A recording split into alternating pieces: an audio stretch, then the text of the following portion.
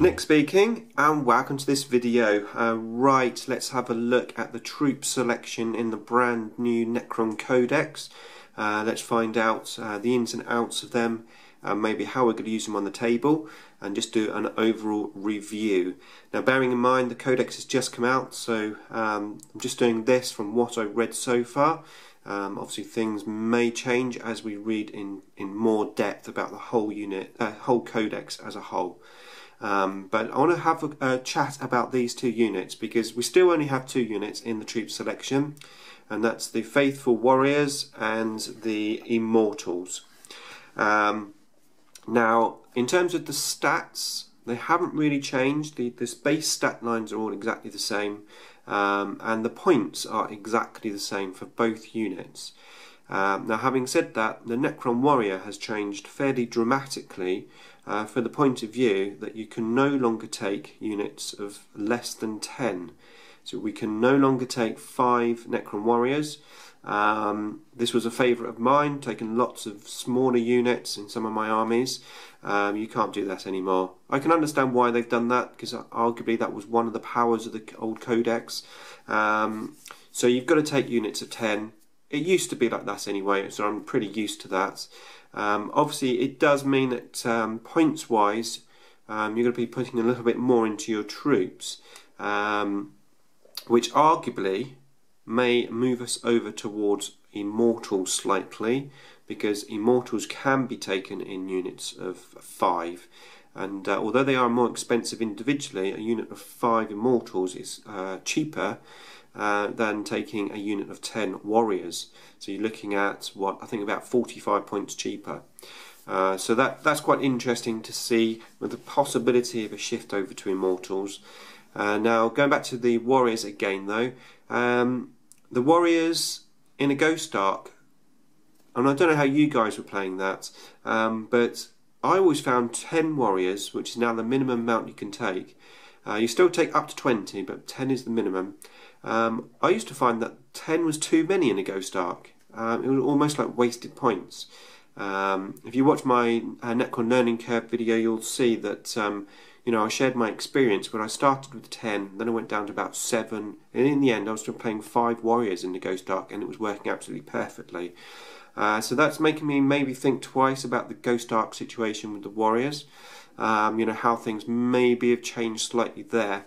But it certainly is something to consider. Obviously warriors can also take night scythes, of course, as well. Possibly, maybe, that may be the future of the warrior, or maybe just bigger squads on foot. Don't know, it's going to be interesting to see how they develop. Now there's been one huge bonus on the warriors, and indeed on Immortals as well, and that's the Gauls, or the Gauss, as people I know do like to call it. But the Gauls weapon has gone back to how it used to be, which is fantastic. So not only does it cause an auto-glancing wound on a vehicle on a roll of a 6, it will now cause an auto wound on a roll of a 6 against any toughness, which is what it used to be like. So monstrous creatures, we can now auto wound regardless of the toughness. So the warrior's gone up in ability, that's for sure, definitely. So that's very exciting to see that back in the Codex again. Very, very useful.